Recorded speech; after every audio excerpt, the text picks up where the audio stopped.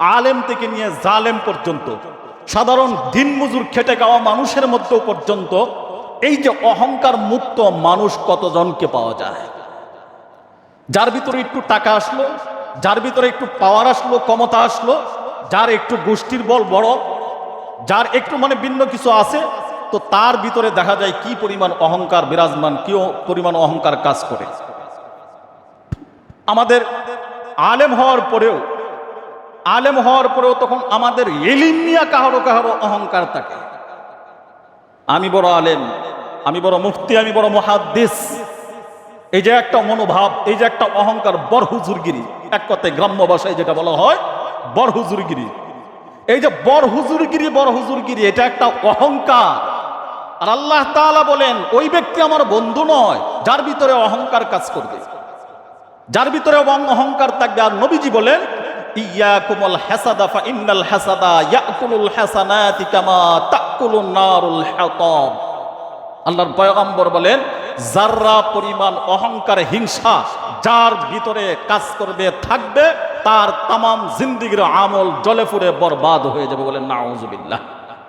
যাররার ব্যাখ্যা দিতে গিয়ে মুফাসসিরিনে কেরাম বিভিন্ন ধরনের তাফসিরের মধ্যে তুলে ধরেছেন। তার মধ্যে একটা শুধু আমি আপনাদেরকে বলি, যাররার ব্যাখ্যা হলো চালের ছিদ্র। দেখবেন চালের ছিদ্র আছে না, ঘরের ভিতরে টিনের চাল অথবা সোনের চাল আগে যা দেখতাম আমরা, এই চালের ছিদ্রের ভিতরে এক ধরনের সূর্যের তাপ, আলো ঘরের ভিতরে প্রবাহিত হয় কি হয় না, ঢুকে না? তো এই ছিদ্র দিয়া যে সূর্যের আলোর তাপটা ঢুকে, এই আলোর মধ্যে দেখবেন এক ধরনের ধুলা এবং বালু উঠতেছে, দেখা যায় কি যায় না? কিন্তু বলেন তো, এই যে ধুলা বালু কণাগুলো উঠতেছে, এটা কি কখনো হাতে সিমটি দিয়া অথবা এভাবে মুট করে কখনো কি ধরা যায়? কারণ কেন? এটা দেখা যায় কিন্তু ধরা যায় না, হাতে বাজে না। আল্লাহর পয়গম্বর বলেন এই পরিমাণ হলো যাররা। আর এতটুকু পরিমাণ অহংকার, হিংসা যার ভিতরে থাকবে, পয়গম্বরে আরবি বলেন তার তামাম জিন্দেগীর আমল জ্বলে পুড়ে বরবাদ হয়ে যাবে। চিল্লায় বলেন নাউযুবিল্লাহ। এখন আপনি যদি মেশিন থাকতো আমাদের, যে অহংকার মাপার কোনো মেশিন থাকতো, মাপা যাইতো, তাহলে মনে হয় আমাদের মধ্যে আর যাররা পরিমাণ অহংকার মনে হয় খুঁজে পাওয়া যাইল না। কি বলেন? হ্যাঁ, আপনারা তো সবাই এক একজন আল্লাহ দিলে একবারে বুজুর্গ আল্লাহর ওলি আমরা, নাকি?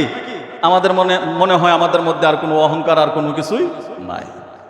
পানি সিটা সহ্য হয় না। আরে বাবা রে বাবা, কি তাপ আর গরম, কাছে যাওয়া যায় না। একটু কিছু হইলে, একটু পাওয়ার পাইলে দেখা যায় কি প্রধানমন্ত্রীর নাতির ঘরের, ফুতির ঘরের, কন্তির ঘরের, কুড়ালের ঘরের, দাওয়ের ঘরের হেটার কাছে আমার নাতি বিয়া দিছে। হে এলাকায় তার গরমের তাপে ঠেলায় মনে হয় যে আশেপাশে 2-3 গ্রাম আর টিকতে পারে না। কারণ কেন? প্রধানমন্ত্রীর সাথে কোনো না কোনো সূরাতে একবার আত্মীয় হয়েছে। অহংকার। এটাই আল্লাহ তাআলা বলেন তুমি যার সাথে আলোচনা করো, যার সঙ্গে তুমি আত্মীয়তা করো না কেন, যত বড় ব্যক্তির সঙ্গে তুমি সম্পর্ক করো না কেন, কিন্তু সেই ব্যক্তিটাও তো আমি আল্লাহর গোলাম। ও পৃথিবীর আদম সন্তান, জেনে রাখো, তুমি যদি মূল্যবান হইতে চাও, দামি হইতে চাও, তাহলে আমি আল্লাহর অফার তোমার জন্য ওপেন করে দিলাম। আর সেই অফার হলো, যদি কোনো একজন ব্যক্তি অহংকার থেকে নিজেকে আত্মরক্ষা করতে পারে, আল্লাহ তাআলা এই আয়াতে কারিমার মধ্যে বুঝাইতে চান এই কথায়, ও বান্দা, তারাই হবে আমি আল্লাহর গোলাম তথা আমি আল্লাহর বন্ধু। প্রধানমন্ত্রীর সঙ্গে আত্মীয়তা করলে যেমন তোমার পাওয়ার বেড়ে যায়, ক্ষমতা বেড়ে যায়, তোমার অহংকার বেড়ে যায়, ও বান্দা মনে রাখো, আমি আল্লাহর সঙ্গে বন্ধুত্ব করার 1 নাম্বার সূরত হইল অহংকার মুক্ত জিন্দেগি গঠন করা। যদি করতে পারো তাহলে স্বয়ং কার সাথে বন্ধুত্ব হবে? কথা বলেন না কেন? কার সঙ্গে হবে? আল্লাহ তাআলার সঙ্গে বন্ধুত্ব হবে। এবার প্রশ্ন হলো, আমরা সেই আল্লাহ তাআলার সঙ্গে বন্ধুত্ব করার জন্য তৈরি আছি কিনা? যদি আপনি আল্লাহর সঙ্গে বন্ধুত্ব করতে চান, কে না চায় চেয়ারম্যানের মেয়ের বিয়ে নিত? কে না চায় চেয়ারম্যানের সঙ্গে একটা আত্মীয় করত? কে না চায় এমপি সাহেবের সঙ্গে একটা আত্মীয় করত? কে না চায় মন্ত্রী সাহেবের সঙ্গে একটা আত্মীয়তা করত? কারণ কেন?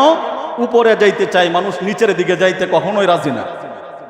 তো এই দুনিয়ার জাগতিক পাওয়ার ব্যক্তির সঙ্গে যদি আত্মীয়তার সম্পর্ক তৈরি করার জন্য পাগল পাড়া হয়ে থাকি, আল্লাহ তাআলা অফার দিতেছে, বলতেছে বান্দা মাত্র 4টা গুণ, 4টা গুণ, এই 4টি গুণ যদি তোমার মধ্যে তুমি অর্জন করতে পারো, আমি আল্লাহ অফেন ঘোষণা দিলাম, তারা আমি আল্লাহ, আমি তাদেরকে আমার বন্ধু হিসেবে, আমার দোস্ত হিসেবে কবুল করে নেব। সুবহানাল্লাহ। কি মনে করছেন দুনিয়ার সব মানুষ ভুলে যাইতে পারে, দুনিয়ার সব মানুষ ছেড়ে যাইতে পারে, কিন্তু মা বাবার পরবর্তীতে যেই ব্যক্তি, সেটা হলো বন্ধু। বন্ধুত্বের সম্পর্ক এত সহজে কিন্তু নষ্ট হয় না। বন্ধু, একজন বন্ধুকে প্রকৃত বন্ধু হইতে হবে। বন্ধু তো সলিমউদ্দিন মার্কা আর বসিরউদ্দিন মার্কা বন্ধু হইলে তো এটা চলেই যাবে, বিপদে পড়লে দেখবেন বন্ধুরা তালাশ করে পাওয়া যাবে না। প্রকৃতপক্ষে বন্ধু যে হয়, দুস্থ যে হয়, এই দুস্থ কখনো দুস্থের বিপদ দেখে দূরে সরে যায়। তো আল্লাহ তাআলা বলতেছেন,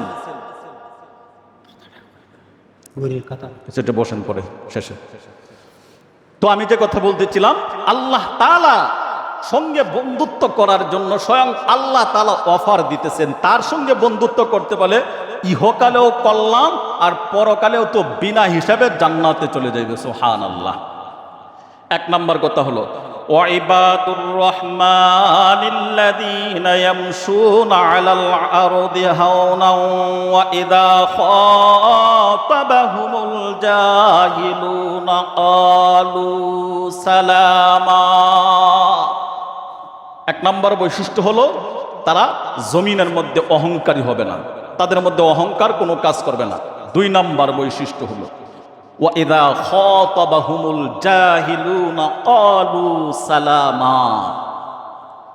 তাদের কথার ভঙ্গিমা, তাদের বাচন ভঙ্গিমা এমন হবে, জাহিলুনা ক্বালু সালামা, জাহেল ব্যক্তি, মূর্খ ব্যক্তিরা যখন তার সঙ্গে কথা বলবে, মূর্খ ব্যক্তিরা তার সঙ্গে কথাবার্তা বলবে কর্কশ মিজাজে, দাম্ভিকতা নিয়ে, অহংকার নিয়ে, ওই ব্যক্তির সঙ্গে যখন কথা বলবে, তখন ওই ব্যক্তি তার সঙ্গে পাল্টা জবাব দিবে না, তার সঙ্গে পাল্টা কথা বলবে না, তার সঙ্গে অহংকার দেখাবে না, তার সঙ্গে পাওয়ার দাম্ভিকতা দেখাবে না, বরং কি করবে? আল্লাহ বলেন ক্বালু সালামা, বরং সে শান্তির কথা। সালাম শব্দের অর্থ হলো শান্তি, ঠিক তেমনি ভাবে ইসলাম শব্দের অর্থ হলো, কথা বলেন, ইসলাম শব্দের অর্থ হলো শান্তি। যে ব্যক্তি ইসলামের ভিতরে থাকতে চায়, যেই ব্যক্তি মুসলমানিত্ব দাবি করতে চায়, ওই ব্যক্তির সালাম তথা মানুষের সঙ্গে বাধ্যতামূলক সালামের কথা, শান্তির কথা। একজন মূর্খ মানুষ, জাহেল মানুষ তার সঙ্গে কথোপকথন করতে চাইবে, কথাবার্তা বলতে চাইবে, তার সঙ্গে রুক্ষ ব্যবহার করবে, তার সঙ্গে খারাপ আচরণ করবে। কিন্তু আল্লাহর গোলাম যারা, আল্লাহর দুস্থ যারা, আল্লাহর বন্ধু হইতে চায় যারা, ওই ব্যক্তিদেরকে আল্লাহ বলতেছেন, না বান্দা, তার সঙ্গে তুমি দাম্ভিকতা দেখাইতে পারো না, তার সঙ্গে তুমি অহংকার নিয়ে কথা বলতে পারো না, তার সঙ্গে কথা বলবা তো বলবা, কিভাবে বলবা আল্লাহ শিখাইয়া দেন। বলো তুমি সালামের কথা, বলো তুমি শান্তির কথা। ওই ব্যক্তি শান্তির কথা বলে এখান থেকে আস্তে দূরে সরে যায়। 2 নম্বর সিফত ওয়ালা ব্যক্তি হলো, 2 নম্বর গুণ বিশিষ্ট, একমাত্র আল্লাহ তাআলার বন্ধু হওয়ার জন্য 1 নম্বর কথা হইলো তারা কি হইতে পারবে না? অহংকারী। মুখস্থ করে রাখেন আমার কথা। 1 নম্বর হইলো তারা অহংকারী হবে না। অহংকার হতে পারে, হতে পারে ধন সম্পদ নিয়ে, টাকা পয়সা, গাড়ি বাড়ি নিয়ে, হতে পারে ইলম নিয়েও। কোনো কিছু বস্তু নিয়ে কখনো অহংকার করা যাবে না। আর 2 নম্বর হলো তারা যখন মানুষের সঙ্গে কথাবার্তা বলবে, মানুষের সঙ্গে উঠা বসা করবে, লেনদেন করবে, তখন সেই ক্ষেত্রে শান্তির কথা বলবে, সর্বক্ষণ শান্তির কথার মধ্যেই সে থাকবে। কখনো ওইখানে দাম্ভিকতা আর অহংকারী কথা কখনোই সে বলবে না। এটা হলো 2 নম্বর বৈশিষ্ট্য। আল্লাহর গোলাম চেনার জন্য 2 নম্বর বৈশিষ্ট্য। 3 নম্বর বৈশিষ্ট্য হলো আল্লাহ রাব্বুল আলামিন কোরআনুল কারীমের মধ্যে 3 নম্বর বৈশিষ্ট্যর কথা বলতেছেন আল্লাহ তাআলা। আল্লাহ বলেন ওয়াল্লাযীনা ইয়াবিতুনা লিরাব্বিহিম সুজ্জাদান ওয়া কিয়ামা। আল্লাহ তাআলা বলেন যে তাদের 3 নম্বর নিদর্শন হলো, তাদের 3 নম্বর গুণ হলো, সিফত হলো, তারা জমিনের মধ্যে ইবাদত করবে রাত্রে, কখনো দাঁড়াইয়া আবার কখনো সেজদার মধ্যে গিয়ে। বলেন সুবহানাল্লাহ। কখনো দাঁড়াইয়া কখনো সেজদার মধ্যে পড়ে থেকে আল্লাহ তাআলার কাছে প্রার্থনা করবে, আল্লাহ তাআলার কাছে চাইবে। এবার এই যে 3টা বললাম, এই 3টা বৈশিষ্ট্যের মধ্যে, 3টা গুণের মধ্যে আপনার মধ্যে কতটুকু আছে, আমার মধ্যে কতটুকু আছে, এটা নিজেরটা নিজেই কিন্তু আন্দাজ আর ধারণা করা যায় কি যায় না? নিজেরটা নিজেই কিন্তু আন্দাজ এবং ধারণা করা যায়, যা আমি কতটুকু এই তিন সিফতের মধ্যে আমি আছি। এই পৃথিবীতে মানুষ তো সবাই মানুষ, এই পৃথিবীর মধ্যে মানুষ তো সবাই মানুষ, কিন্তু ভাই গুণগত মানুষ হতে হবে, সিফত ওয়ালা মানুষ হইতে হবে। গুণ ছাড়া মানুষের 4 পয়সার কোনো দাম নেই, গুণ ছাড়া মানুষের কোনো ভ্যালু নেই, আখিরাতে তার কোনো দাম নেই। সাধারণত এই পাকা কিনছেন 2000-3000 টাকা দিয়া, বাতাস দেয় বিদায় তো পাকাটা কিনছেন, বাতাস না থাকলে তো এই পাকার 4 পয়সার কোনো দাম থাকবে না। ঠিক তদ্রূপভাবে আখিরাতে যদি তুমি দামি হইতে চাও, আখিরাতে যদি আল্লাহ তাআলার কাছে গ্রহণযোগ্যতা পেতে চাও, তথা আল্লাহর জান্নাতের বাসিন্দার হইতে চাও, তাহলে মানুষ শুনে রাখো, তোমার ভিতরে গুণ তৈরি করতে হবে। গুণ হলো, তোমার ভিতরে গুণ হলো, আমি ধারাবাহিকভাবে আল্লাহর কোরআন থেকে যে 3টি সিফতের কথা বললাম, এই 3 সিফত, একটা হলো মানুষ অহংকারী হইতে পারবা না, 2 নম্বর সিফত হলো ও মানুষ, তুমি মানুষের সঙ্গে, মূর্খদের সঙ্গে কথা বলতে গেলে জাহিলি মানুষের মতো, মূর্খ মানুষদের মতো, তাদের মতো তুমি আচরণ করতে পারো না, বরং তুমি শান্তির কথা বলতে পারো। 3 নম্বর গুণ হলো ও বান্দা, তুমি যদি মুসলমানিত্ব দাবি করে থাকো, পরপারে নাজাত পাইতে চাও এবং আমি আল্লাহ তাআলার বন্ধু হইতে চাও, 3 নম্বর গুণ হইল তুমি কখনো রাত্রে জাগরণ অবস্থায় রাত্রে কখনো দাঁড়ায়া বা কখনো সেজদার মধ্যে পড়ে আমি মালিকের গোলামি করে কাটাও, তবেই আমি আল্লাহ তাআলার বন্ধু হওয়া সম্ভব হবে, অন্যথায় কখনো আমি আল্লাহর বন্ধু হওয়া সম্ভব হবে না। এবার নিজে নিজে হিসাব মিলান, কানার তো মনে মনে জানা আমি কতটুকু এই গুণ আমার মধ্যে আমি অর্জন করতে পারলাম। যে হুজুর এত বড় গুণ, এগুলো তো আমাদের মধ্যে অর্জন করা আমার পক্ষে সম্ভব না। আপনার কাছে আসলে মনে হয় এগুলো কঠিন এবং বোঝা। প্রকৃতপক্ষে একজন কানা মানুষ, আমি আপনারা গোসা করবেন না তো আমার কথায়, বেজার হইবেন না তো যদি একটু কঠিন হয়ে যায়। কানা মানুষ আছে না, কানা মানুষ চোখে দেখে না, একেবারে অন্ধ।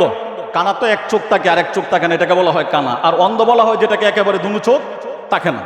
অন্ধ মানুষের কাছে যদি এক ব্যক্তি যায় বলতেছে যে এ ভাই দুধ খাইবা, দুধ খাইবা, ও ভাই দুধটা কেমন, ক সাদা, ও সাদা কেমন, ও বগের মতো, ওই যে বগলা আছে না, বগলা আপনারা কি বলেন এটাকে, বগলা বলেন, বগ বা বগ যেটাই বলে, বইয়ের বাসায় বগ বলে, ও বগের মতো সাদা। এখন কানা অন্ধ বেটা কি জীবনে বগ দেখছে? মায়ের গর্ভ থেকে এই বেটা অন্ধ, চোখ নাই, দুনিয়ার কোনো আলো বাতাস দেখার মতন কোনো ক্ষমতা আল্লাহ তাআলা তাকে দেন নাই। এখন কইতেছে ক দুধটা কেমন, ক সাদা, ক সাদাটা কেমন, ক বগের মতন, বগটা কেমন, এ আত্মীয় এমনি বেহায় টাকা দেখাইছে এরকম।